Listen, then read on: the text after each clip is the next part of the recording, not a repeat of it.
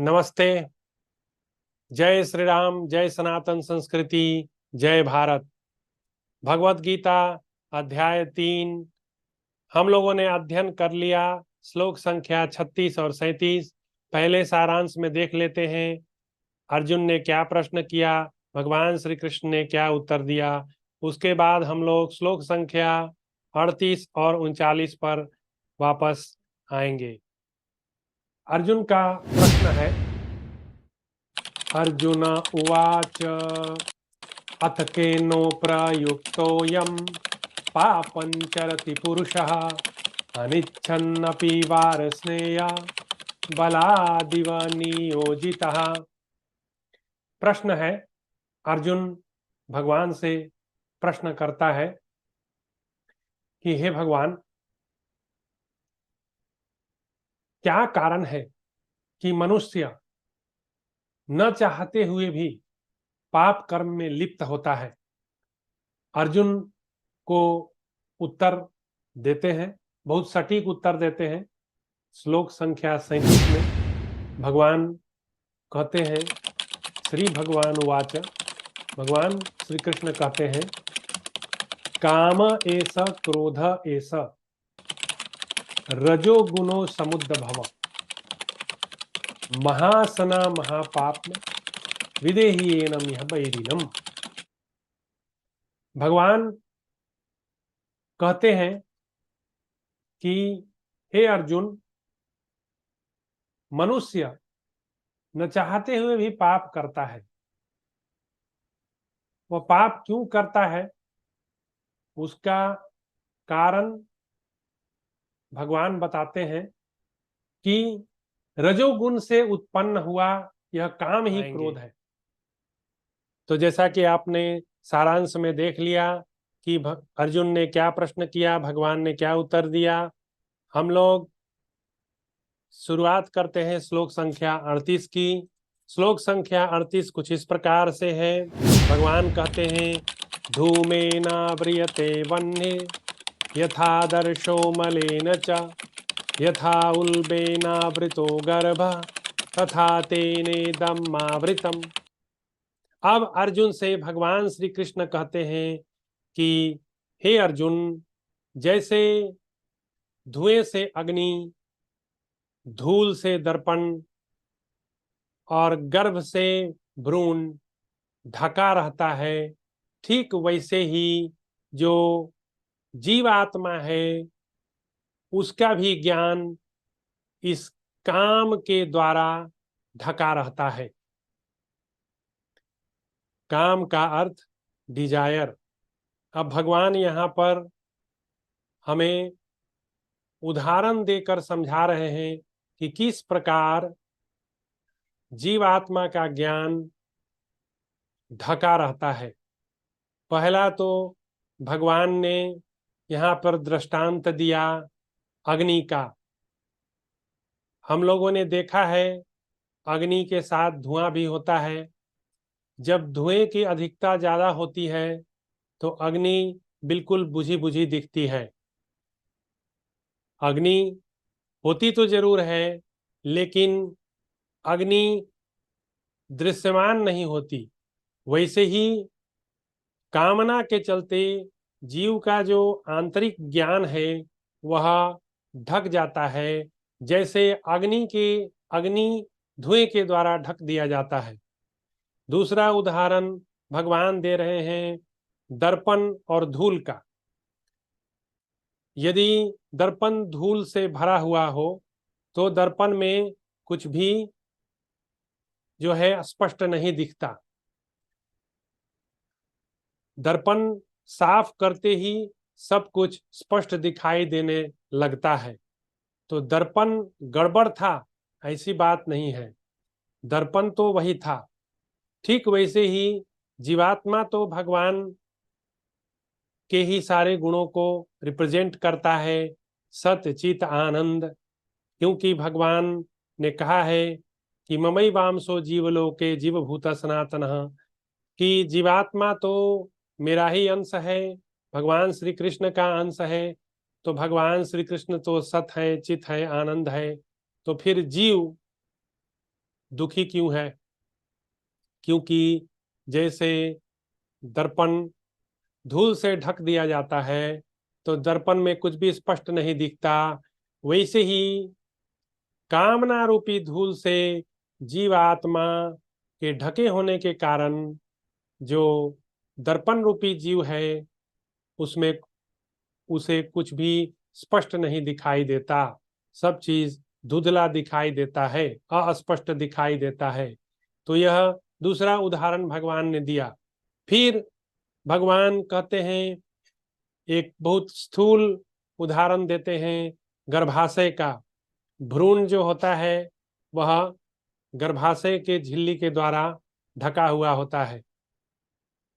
तो यहाँ पर भगवान ने 3 उदाहरण देकर, दृष्टांत देकर यह समझाने का प्रयास किया कि जीव आत्मा किस प्रकार ऐसणाओं से घिरा हुआ है, काम के विभिन्न प्रकार के कामों से वह ढका हुआ है। बहुत तरह की कामनाएं होती है जिसको हम लोग बोलते हैं ऐसणाएं।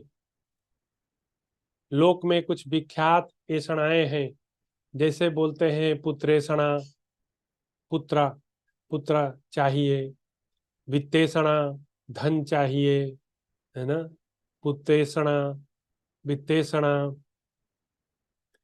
तो इस तरह की ऐसणाएं जो हैं यही काम का विभिन्न प्रकार है, और इसी विभिन्न प्रकार के काम या डिजायर के होने के कारण जीव आत्मा का ज्ञान जो है वह ढका रहता है। अब चलते हैं श्लोक संख्या 39 में। वहां पर भगवान श्री कृष्ण कहते हैं, आवृतम ज्ञान में तेन ज्ञानिनो नित्य बैरिणा काम रूपेण कौन्तेय दुष्पुरेण नलेन च। अब भगवान कहते हैं कि हे अर्जुन, आवृतम ज्ञान में तेन, यह जो जीव आत्मा का जो दिव्य ज्ञान है वह आवृत रहता है। किसके द्वारा? कामना के द्वारा, इच्छाओं के द्वारा। आवृतम ज्ञान में तेन, और फिर भगवान बोलते हैं ज्ञानिनो नित्य बैरिणाम, और यही कामना जो है वह ज्ञान का बैरी है, शत्रु है, दुश्मन है। इसे पहचानो अर्जुन। ज्ञानिनो नित्य बैरिणाम काम रूपेण कौन्तेय, वही काम जो है वह जीव का शत्रु है, तो उसको पहचानो। काम रूपेण कौन्तेय दुष्पुरेण नलेन च। और भगवान कहते हैं कि यह काम जो है यह कभी इसकी पूर्ति होती नहीं, और यह जलता रहता है जैसे अग्नि जलती है। अग्नि में घी डाले तो अग्नि और ज्यादा प्रज्वलित हो जाती है। तो कामनाएं जो है वह जीव के मूल स्वरूप को ढक लेती है, और जीव जो है उस काम की अग्नि में, इच्छाओं की अग्नि में अपने आप को जलाता रहता है, जलता रहता है। और प्यास तो उसे ज्ञान की है, लेकिन ज्ञान तो मिलता नहीं, उल्टे दुनिया में हर जगह जो है जूते लात खाते रहता है। तो भगवान ने कितनी सुंदर ढंग से पहले उदाहरण देकर समझाया कि कैसे अग्नि धुएं से दर्पण दर्पण धूल से और गर्भाशय से भ्रूण ढका रहता है, ठीक वैसे ही जीवात्मा का ज्ञान जो है ढका रहता है कामनाओं के द्वारा, काम के द्वारा। उसके बाद भगवान कहते हैं कि यही काम जो है यह ज्ञानियों का सबसे बड़ा शत्रु है। मतलब भगवान यहाँ पर संकेत दे रहे हैं कि यदि ज्ञान प्राप्त करना चाहते हो तो धीरे धीरे धीरे धीरे करके कामनाओं का त्याग करो। कामनाओं के त्याग करते रहने से धीरे धीरे जो है स्पष्ट सब कुछ दिखाई देने लगता है। बिल्कुल जैसे दर्पण को साफ करने से दर्पण में पूरा जो है चेहरा दिखने लगता है साफ साफ, ठीक वैसे ही आत्मा भी जो है वह स्वयं प्रकाश है।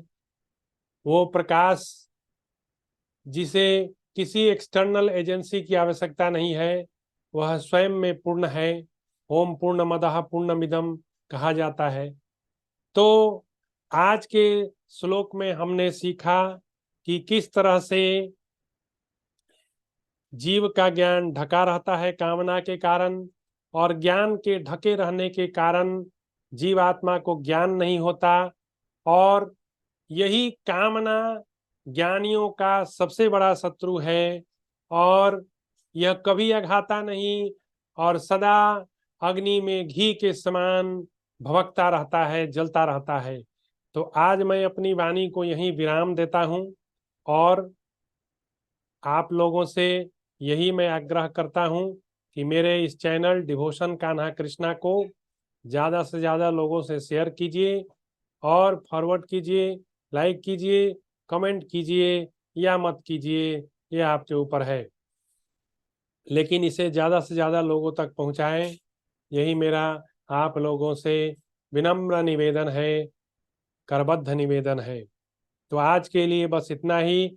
अब अगली बार 2 श्लोक और हम लोग लेंगे और जानने का प्रयास करेंगे कि भगवान इसमें और क्या जोड़ते हैं, और किस तरह से भगवान फाइनली हम लोग को निष्कर्ष पर पहुंचाएंगे कि इस काम रूपी राक्षस का इलाज क्या है।